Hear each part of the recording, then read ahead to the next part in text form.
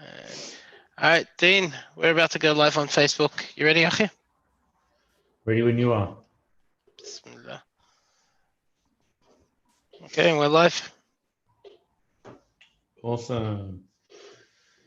Assalamu alaikum wa rahmatullahi wa barakatuh. This is your brother Dean Mousad. May Allah subhanahu wa ta'ala bless you all on this blessed night, on this blessed day. Bismillah walhamdulillah wa salatu wa salamu ala rasulillahi sallallahu alayhi wa sallam. May Allah subhanahu wa ta'ala reward you all for tuning in over the last month on the many different platforms that are out there for the community. Alhamdulillah, it's good to see that there's been some great engagement, great conversations, great discussions. So alhamdulillah, we're happy to see this. We're happy to see that people have actually jumped online, dedicated time from their nights, dedicated time from their days to be viewers and watch this content. And also for those that are producing the content, may Allah subhanahu wa ta'ala reward you both equally. As per Facebook etiquette, inshallah, we'll just wait a bit to get a few more people that are going to jump on bi'idhnillah. So if you are on, feel free to like, comment and share, and I'll do so as well.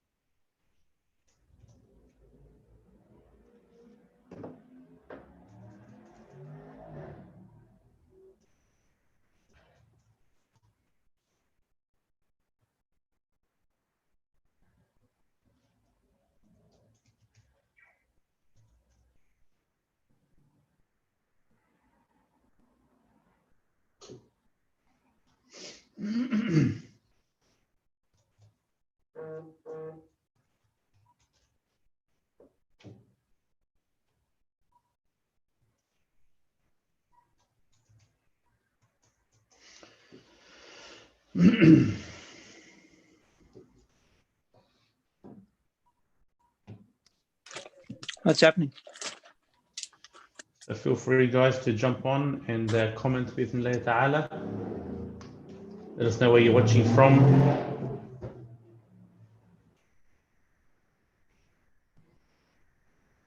We'll get started in about 30 seconds, inshallah, 35 seconds.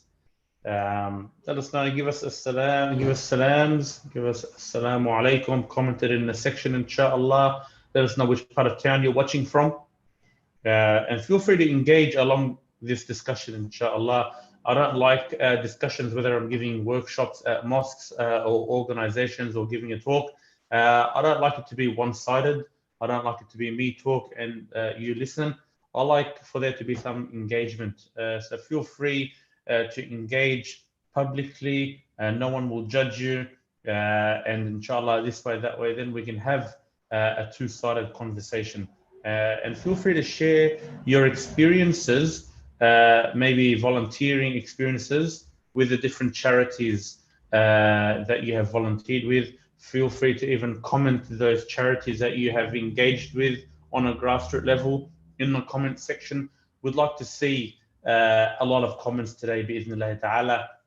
There was a talk I had done on one of the radio stations at Bayan Radio. And alhamdulillah, there was about 100 comments going back and forward between the audience and the hosts at the radio station. So it shows us that there is an ability for us to have a good conversation with one another. And so I do invite you to jump on the conversation today. So as the topic of the title goes, the importance of grassroots community work. Now, my brothers and sisters, we're not here to talk about which charity organization is the best and why, but we're here to talk about the importance of doing grassroots work. Grassroots work is getting your hands dirty, more or less. In our opinion, my brothers and sisters, and feel free once again to comment and let us know what your thoughts are. Your time is the most valuable commodity. Your time as an individual, you have limited amount of time in this world. And so your time would be the most valuable commodity. You have different commodities that are exchanged on the stock markets, time, money, and then there's different lists of commodities, right? can have gold, silver, oil, and the likes that are known as commodities. Your time is something that's valuable, and so is one's wealth, right? Now, one's wealth can be utilized, and then what can happen is it can be replenished, right? So say, for example, we work for a charity organization. We reach out to this charity, or we reach out to this businessman, and we tell them, listen, we'd love for you to volunteer with the cause. This individual, this businessman, tabarakallah, who may be, very wealthy, who knows the value of his time, because his time allows him to make money for his business. So he might tell you, you know what, barakallah feek, brother, you're doing some great work. Here's $20,000, but I don't have the time to be able to go out and work on a grassroots level. You do you. And this is noble, right? But for this businessman, he understands his value of time. So he'd rather give you $20,000 because he knows that he'll be able to make that back in a week, in a day, in a month.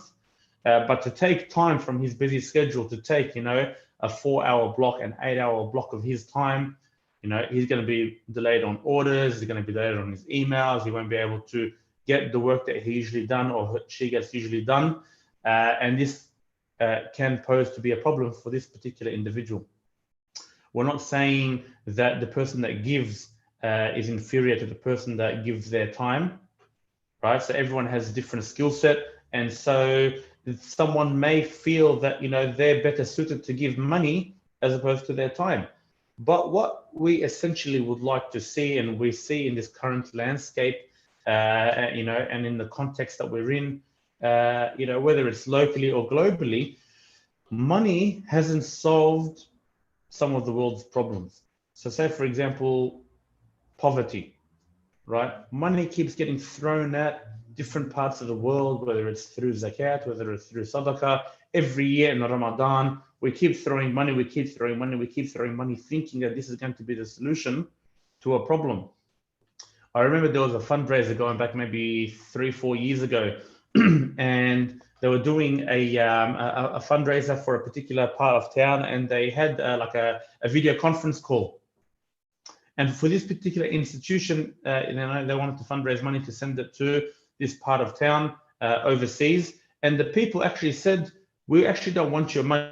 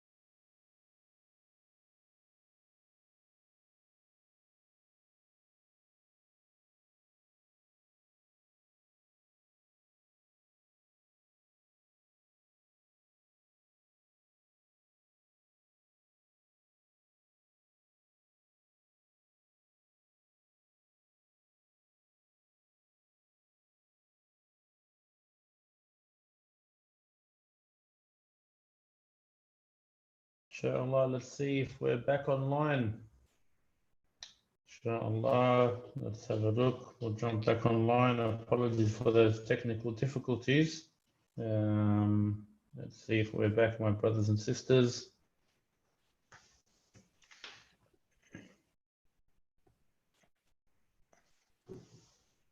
So I'm checking.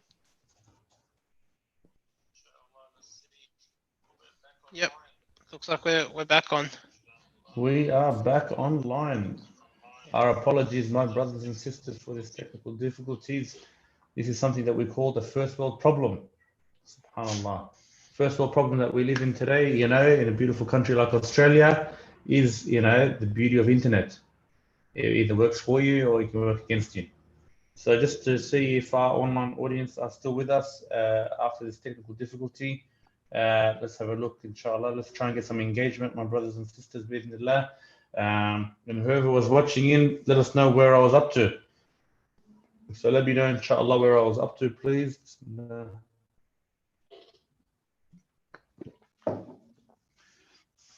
So from memory, look, the importance of grassroots work is something that we don't need to talk about. That's why we're talking about the fundraising dinner, how this particular charity was sending money overseas, you know, to a particular war-torn country.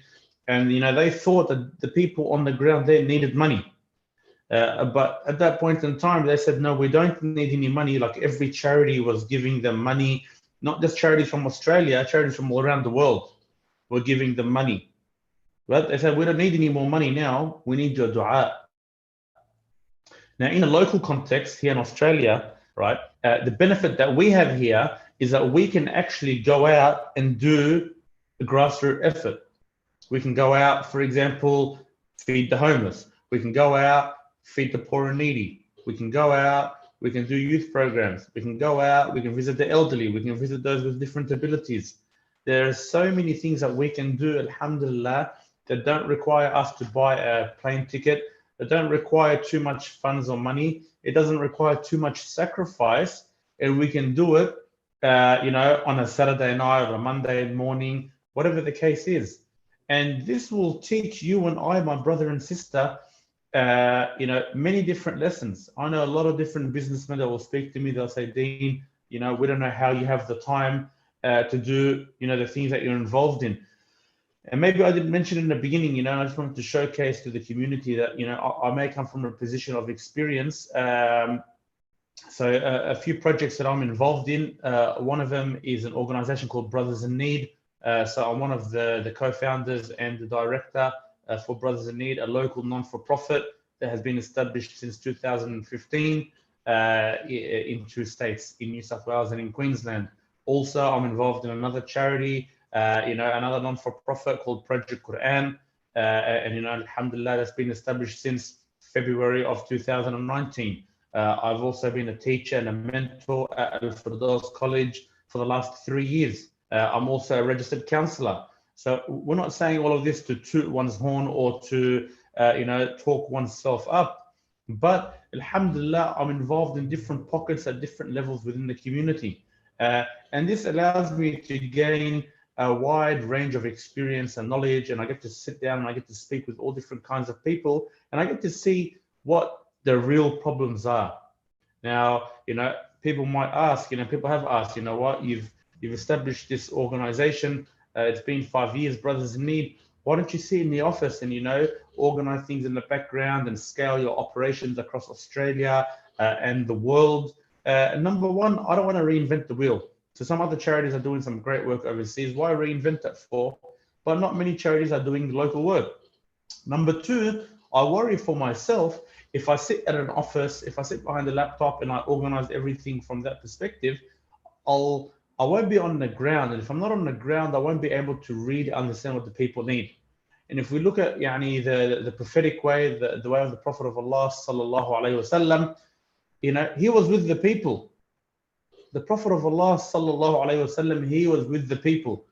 You know, the heads of state after his passing away, alayhi salatu wasalam, you know, Abu Bakr, Umar, Uthman, Ali, these great men, they were with the people. So This is a reminder for myself, first and foremost, be with the people. And this is a reminder for other charity organizations, for people at all different levels, be with the people, whatever it may be. And the best way to get your hands dirty initially, right, and you're not really getting them dirty anyway, is work locally. You don't need to go and travel overseas. It's not every weekend that you can go travel to Bangladesh. It's not every single week that you can go and travel to a different part of the world, you know, and help people, you know, that are refugees, that are asylum seekers. But guess what? We have asylum seekers, we have refugees, we have widows, we have orphans at our doorstep. And what are we doing collectively about them? Now, National Zakat Foundation and myself will tell you we're not doing as much as we should. And that's the reality, my brothers and sisters. You know, a lot of clients that I see on a day-to-day basis, on a week-to-week basis, I sit down with a lot of fathers, a lot of parents, and the parents will come and they'll pour their heart out to me and they'll tell me, this is a problem we're facing with our children. 1, 2, 3, 4, 5 problem. I find that the parents are not working on a grassroots level with their children. They're not really understanding their children. A lot of parents will call me up, Dean, we want you to take our son, take him out to this program, take him out to that program. This is not babysitting service. So I will throw it back on the parent and I'll say, you will need to get involved on a grassroots level with your child. You will need to role model. So for those that have, you know, people that follow them, whether you're a community leader, whether you're an imam, you know, whether you run an organization, whether you're a father, whether you're a teacher, what I will encourage you all to do is to lead by example. And this is priceless. Yani imagine, for example, with Brothers in Need, if you volunteer, you know, over the last 4, 5, 6 weeks, we've had different organizations volunteer with us to distribute 1,500 food hampers to widows, asylum seekers, refugees, international students, to help those who are poor and needy, Muslims and non-Muslims. We've had, you know, people go out, distribute hot food packs and give da'wah to doctors and nurses at different hospitals. With Project Quran, we've distributed over 2,000 copies of the Quran online in the last 30 days. So through this Project Quran initiative, the Aussie Muslim Food Drive, with the other 17 organizations that were working together on the ground, I'm sure we've seen the footage across all platforms, from organizations in Melbourne to Queensland to New South Wales to Wollongong to Brisbane. We've seen the collaborative work that they did together. They got their hands dirty, you know, wore gloves, wore masks, and many hours of the day they were working together to distribute this stuff. You know, so you might have a passion for a particular thing, and that's fine. No one is saying you need to distribute hot food packs. No one is saying you need to distribute food hampers. Not everyone is saying that every single person must feed the homeless. Everyone has their own opinion on different demographics. That's perfectly fine. But what we're saying is, don't have the all or nothing approach. Don't say, oh, wallah, because there's no asylum seekers here, I'm not going to help anyone here. Don't do that to yourself. Don't do that disservice to yourself. So it's important for you and I, my brother and sister, to understand this. It's important for you and I, my brother and sister, to make a change in our life, to start with ourselves. We need to start looking deep within ourselves. We need to really start getting involved. Our hearts, they are yearning to do work.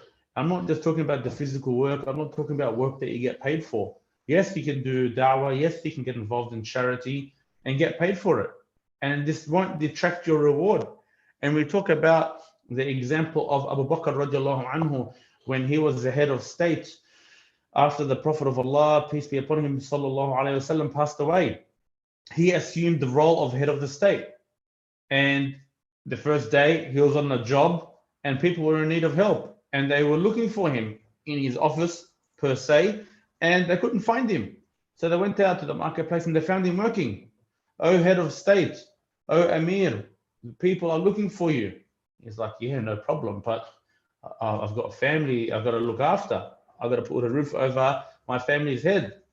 They didn't say, how dare you, fear Allah, work for the sake of Allah, work fi sabilillah. No, they went to Bayt al-Mal, they went to the treasury, and they gave him some money. half a sheep and a stipend. The next day, they went to search for him. What had happened? Again, he's not in his office. Where is this guy? They went again to the marketplace. Allahu Akbar, he's working. What are you doing? Wallah, look, the money you gave me is just not enough. They didn't say, brother, how dare you? Are you greedy? You're very greedy. Admin, how dare you? This is not right. You have to look for the sake of Allah. No. They said, we'll double the sheep. We'll give you a full sheep and we'll increase your stipend. This was the mentality of the Sahaba, because the work needs to be done, my brother and sister. So there's many different things we need to look at when it comes to this line of work. We need to understand that there is a lot of work that needs to be done. And yes, a lot of work that needs to be done locally. Believe it or not, your brothers and sisters, they need to be supported locally. You have also the elderly that need to be supported. They have emotional support and emotional needs. You have those people with different abilities. They need to be supported. They need to be visited, right? The homeless, they need to be supported. They need to be looked after. Yes, this is our responsibility as Muslims. The system is failing them. We as Muslims will not fail them. We will not fail the asylum seekers. We will not fail refugees, orphans, widows, people that are doing it tough. We need to be there to support them, my brother and sister. And in the beginning, you'll be faced with criticism. You'll be faced with people disrespecting you, people backbiting you and talking bad about you. And this is normal.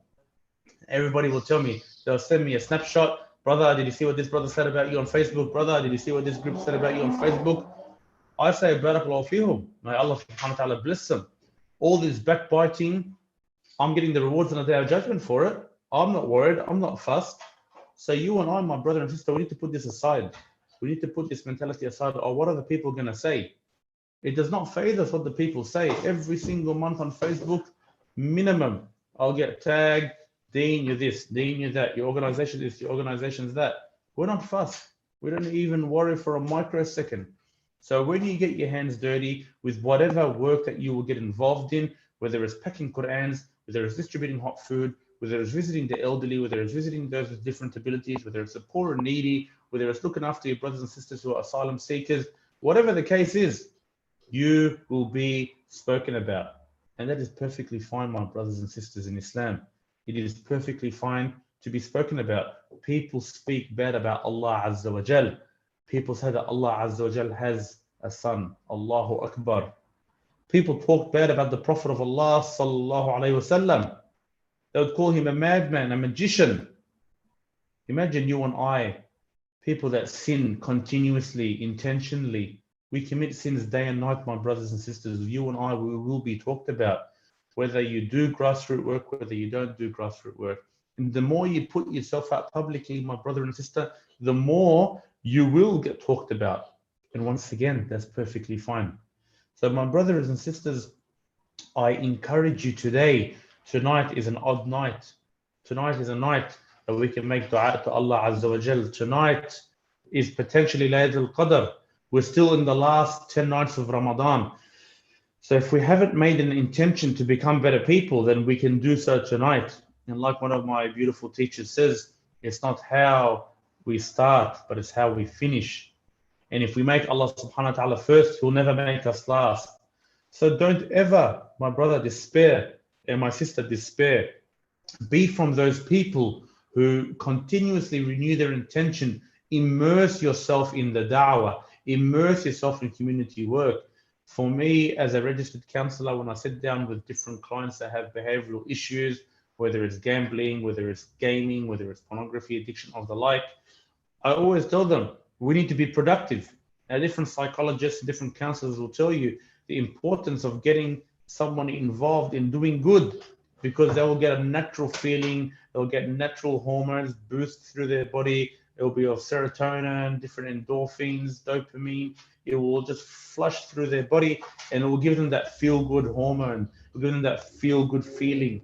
So my brother and sister, don't do yourself that disservice. Don't let the shaitan come to you and say, Wallahi, I'm busy. Wallahi, I don't have time. Wallahi, I have a family. Yes, we all have families, no problem. And yes, our sacrifices are different. But at the very least, for those that are engaged in community work on a grassroots level, don't talk bad about them. Because whatever good that you'll do, it will end up in their good deeds, in their scrolls on the Day of Judgment. Now imagine someone that's working in the community for many years.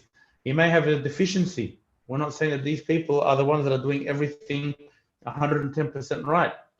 They may have shortcomings, and they will have shortcomings. But imagine for this reason, this brother didn't have, or this sister didn't have tahajjud in their scrolls of good deed because they were busy serving the community, and you were backbiting them day and night, week in and week out, and you were praying tahajjud and you were reading Quran at home in private. And because of your slandering and your backbiting to these people, they will come to Allah on a Day of Judgment, and they will see mountains and mountains of rewards, and they will ask, you know, where did these come from? I didn't do tahajjud. I didn't do qiyam al-layl. I didn't read all of this Quran. It will be said to him, no, you didn't. But all these people backbit you. And so all of their rewards are in your scales today. Allahu Akbar. So don't do yourself this disservice, my brother and sister. Get involved in many different organizations. Wallahi, I can list many different local organizations, right? Obviously, one of them is on this platform that I'm talking about now, National Zakat Foundation. Get involved with them.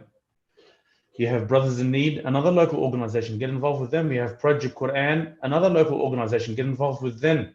You have House of Sadaqah, another local organization. Get involved with them. These are organizations amongst many, right? They're doing great work in the local community. Their focus is local, and we're not even, we're not even scratching the surface when it comes to the support that these different people need. You know, I was having a chat with a gentleman today. His father is telling me about his son. He's going through some problems at this school. He's like, you know, what programs do we have for him? And I mentioned the different programs for them. We are lacking as a Muslim community infrastructure like community centers, like recreational centers. All we're doing, my brothers and sisters, we're building mosques. And may Allah subhanahu wa ta'ala keep putting mosques, you know, across many parts of the world, locally and globally, no problem. But for the life of me, I don't understand having 12 mosques in one suburb. This does not make sense. Wallahi, if they were full 5 times a day, no problem. Every day, I understand the need. But when I've got different nationalities going to this mosque and another nationality going to that mosque, and this mosque is a kilometer down the road, tell me, my brother and sister, is this Islamic? Like, is this Islamic? How come we don't have, like we have many mosques, how come we don't have many centers for youth? It could be similar to PCYC. Why don't we have many of these for the youth? Why don't we have areas, you know, where these people can come that have problems, that need to talk, need to see a counselor, need to get involved in being productive, good Samaritans? How come we don't have institutions like this for them? Now, if all of these mosques ran youth programs day in, day out, no problem, support them. And there are less than a handful that do so. Less than a handful of organizations that are mosques that actually have youth programs, and we support them. But for the most part, my brother and sister, there's no point building bricks and mortar. There's no point having all of these grand, you know, looking mosques, $5, $10, $20 million mosques, and they run no service other than 5 times prayer, other than Sharia course. Yes, this is noble, but this isn't the only reason why we should have a mosque. A simple $1 million musalla could suffice for 5 times prayer, you know, or Sharia course. So my brother and sister, once again, we went on a bit of a detour, but we will come right back. Get involved on a grassroots level. Get involved on a grassroots level. I know Brother Bilal, House of Sadaqah, always looking for volunteers. They deliver furniture to those who are in need. They need finances to make this a reality. National Zakat Foundation, also a local charity organization. They need finances to run their operations. Believe it or not, Brothers in Need, another local organization. They need finances to run their programs. All of these organizations that we have mentioned, they're local, they're registered with the ACNC, they are organizations that serve the local community. We need another 100 of these organizations. And in saying that, it doesn't mean because we need 100 of these orgs, go set up your own org. No, why set up your own organization for if there's another organization doing the same thing? If anything, add value to them, add your expertise, add your knowledge, add your qualifications, help them financially, talk good about them, advocate for them. And this is how we will grow collectively. This is how we will grow to service many different problems in our community. My brothers and sisters, we haven't seen many comments today. Feel free to comment and let us know your thoughts. If I have missed a local charity, let me know, inshallah. Please, my brothers and sisters, for the sake of this discussion, the point of it is a discussion and not a lecture, not a one-sided conversation. We've got Brother Tanvir, may Allah bless you. Let us know your thoughts. I know this beautiful brother wanted to get involved and wants to get involved on a grassroots level. There's other brothers. Wallahi, it doesn't, and sisters that it doesn't require much in the beginning. Like my personal journey starting this work, wallahi, it started back in 2015, just once a fortnight feeding the homeless community. Once a fortnight, that's all it was in the beginning. Don't overburden yourself. Take your time. Take it easy. Ease yourself into it.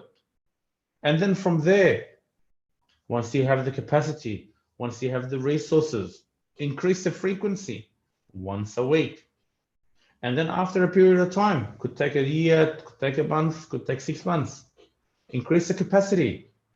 And alhamdulillah, with that one program, it's running 6 nights a week over 2 states. Now we've got many other programs, like we mentioned, visiting the elderly, my brothers and sisters. They need support, especially during COVID-19 with these lockdowns. They don't have people to talk to. Wallahi, if we can't visit them, no problem, due to the lockdown imposed by the nursing home. Wallahi, organize a Zoom meeting with the staff and the elderly residents at the nursing home. If you have a resident that's a family member in one of these institutions, give them a call every day on FaceTime. If you don't have a resident, if you don't have a family member in one of these institutions, but they're at home, right, living by themselves, give them a phone call. Wallahi, it doesn't require too much. And the Sunnah talks about many different actions. Abu Bakr radiallahu anhu, my brothers and sisters, after Fajr, every single day, Umar ibn Khattab would see him disappear after Fajr and come back later. What was he doing? Who knows what he was doing? He was helping a poor lady with her work. Allahu Akbar. He was helping a poor lady with the work. So subhanak ya Rabb, my brothers and sisters, this is something for us that we need to keep in mind. Wallahi, community work is something that we need to get ourselves involved in. Community work is something that is very important for you and I on a grassroots level. Yes, it's well and good, my brothers and sisters, to donate money overseas. Wallahi, we're not saying don't donate money overseas. Don't misunderstand us. The rule, right, from a zakat perspective, is the zakat of the rich of its people should be given to the poor of its people. That's the rule. It should be the general rule. And then anything extra goes overseas. This is not my terms. This is not my opinion. This is the opinion of the scholars. Look into it yourself. Don't take my word for it. So there's a lot of education that needs to go into this, my brothers and sisters. There's a lot of things that we really need to reevaluate, my brothers and sisters. May Allah subhanahu wa ta'ala make you all from those that understand and make you from those that implement the different knowledge that's presented to them. My brothers and sisters in Islam, please feel free in the last couple of minutes to let us know your thoughts. Let us know what charity organization you volunteered with that does local work. The focus is local. We live locally. Everything we do is locally. So it's important that we also support local work. Yes, the need is different. Alhamdulillah, we're not dying from poverty, and some people in other parts of the world are. No problem, so we will support them. But we also need to recognize that there's a need here locally as well, my brothers and sisters. So go out yourself and see it with your own eyes. Reach out to an organization like National Zakat Foundation. I'm sure Brother Ismail, Brother Asif, they will sit with you and they will show you. This is where our money goes. Domestic violence is a big problem that we face. There are a lot of asylum seekers and refugees in this country. There are a lot of widows and divorcees and reverts that are in need of support. right? There's a lot of poor and needy that are in need of support. There are a lot of people in debt, right? For different circumstances. I'm not just talking about personal loans or credit cards that they took out to support them with their spending habits. No, I'm talking about brothers and sisters that had to take things out, maybe because a family member was going through problems and they needed to support them. So there are many different ways that we can help the people around us. So my brothers and sisters, don't hesitate for 1 second to support your local organization. Originally, if you're skeptical, don't donate. Just go sit down with them for a coffee, sit down with them for a meeting. I'm sure whether it's Ismail Davids, I'm sure whether it's Bilal Laidlaw, whether it's myself, we are accessible, inshallah. You can reach out to us, ask us, listen, I actually want to know, like, show me some people that are doing it tough. And Allahu Akbar, like, we've got this butcher, he donates meat every fortnight to different cases. And in the beginning, he asked me, does anyone really need, meat here? And I'm going to take my word for it. He gave us 10 sheep, about 90 bags of meat, and we took photos and we sent it to them. Look at these people that needed the meat. Once again, asylum seekers, refugees, single mums, reverts. So there's a need here, my brothers and sisters, and the need is very real. So I ask Allah Azza wa Jal to accept it from you and I. Inshallah, let's have a look at any more comments. We've got Brother Sam. We love you, Dean. Such an inspirational person. Sam L, let me tell you, my friend, you are an inspirational person. We all saw that beautiful talk by SBS. May Allah subhanahu wa ta'ala bless you. Allah keep you firm, my friend. Also, Tanvir, is there any realistic scope of uniting all these different mosques and musallas to collectively work for the local community, or at least get the conversation started? Without sounding biased, my friend, wallahi, in the last 5 years, I've been working in the local da'wah, and I'm speaking from experience here, and all good comes from Allah Azza wa Jal. All good comes from Allah subhanahu wa ta'ala. In the last 5 years, I haven't seen 18 organizations work together like they did for the Aussie Muslim food drive. Alhamdulillah, we were able to gather 18 organizations in a very short period of time. We were able to pool funds from these different orgs, and then we were able to secure supplies. We were able to get them to come and pack these supplies and then distribute them. So imagine in 4 to 6 weeks, we were able collectively on a small project like this, we just wanted to have a coordinated response. We didn't solve all the problems of COVID, don't get me wrong, but we were able to showcase a small bit of work that needed to be done, putting food on people's tables with the resources that we had. We didn't support everyone, but with the small resources that we had, with the 18 organizations, we were able to work together. We were able to prove to ourselves that, you know what, we can work together, right? So sometimes we need to humble ourselves, and we saw this in this beautiful project, and alhamdulillah, we didn't do it for the traction, but the traction, it came to us. The traction, this organization, local traction, international traction, Ilm Feed, Daily Mail, Australia, Daily Mail, UK, this platform, that platform, SBS, done many different pieces about 18 organizations working together. It's not an easy thing. Now, you know, I'm not expecting every single organization to do this on every single level. But like you said, let's start the conversation going. It's going to be near impossible to get them under one banner. No one is going to sacrifice their banner and their reputation and their logo to work under one. But that's perfectly fine. But let's have the conversation. We have more similarities than we have differences. And we need to understand this collectively. At the end of the day, if we do work together like this and we lead by example, this is what the grassroots effort teaches us. It teaches you to lead by example, right? Whether you're a CEO, you're a managing director, you're a director, whatever position that you're in, whatever part of the level, whatever part of the hierarchy you're in, you need to show your volunteers. Obviously, first and foremost, we show Allah subhanahu wa ta'ala that we are ready to get our hands involved. The Prophet of Allah sallallahu alaihi wasallam, my brothers and sisters, and we always need to keep this in mind before I wrap this up. The Prophet of Allah sallallahu alaihi wasallam, when it came to building his mosque, he led by example. He didn't say, you know what, I'm the Prophet of Allah, you guys, you know what, you work hard for me, build me my mosque. No, he got in, he got his hands dirty, and he got involved.